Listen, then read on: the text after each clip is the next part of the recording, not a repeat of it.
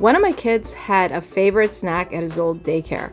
I tried 3 times to replicate this same snack, which was the banana oat bars, and failed. And I finally got it very close. So those are the ingredients.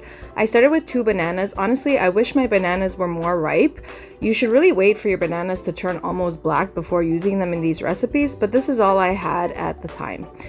I think had they been ripe, it would have turned out even a little more sweet. Then I went in with just a little bit of vanilla, I didn't really measure, and just a dash of salt. I also added 1/4 cup of honey. I don't know what sweetener the daycare used, but daycares tend to use pretty natural ingredients, so I'm guessing it was maybe maple syrup or honey. I used honey. Then I added 2 eggs. So I always crack those into a separate bowl. Remember, you do not want eggshells in your mixture, so I always crack it into a cup and then pour them in and mix that up fairly well.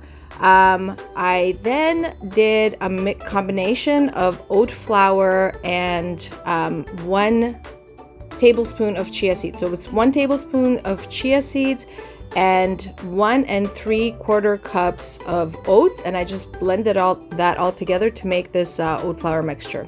I also added 1/4 cup of olive oil, and then I did about a teaspoon of baking powder and mixed that all up. And then the daycare bars didn't have this next extra step, but just to make it extra special, I added a few dark chocolate chips into the mix.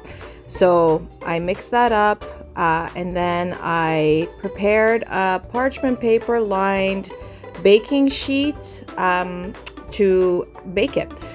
And then one thing that I started doing recently is just spraying my baking sheet on top a little bit with the spray oil just so it doesn't stick.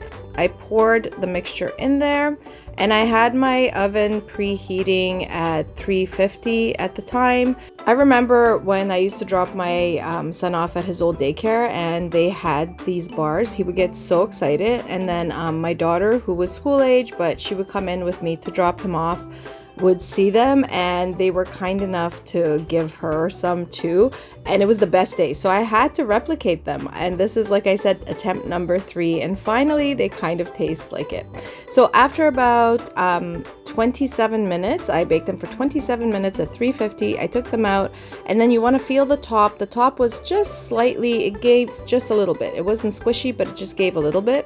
And then I cooled them for about another 20-ish minutes, and then went ahead and cut them into these squares. I mean, the ones at the daycare looked more professional, but they tasted just the same. And of course, I had to try them, and they are it. So this is it. They're great. So I really hope you tried these. Subscribe for more for mom-friendly and kid-friendly recipes that fit real life. Enjoy!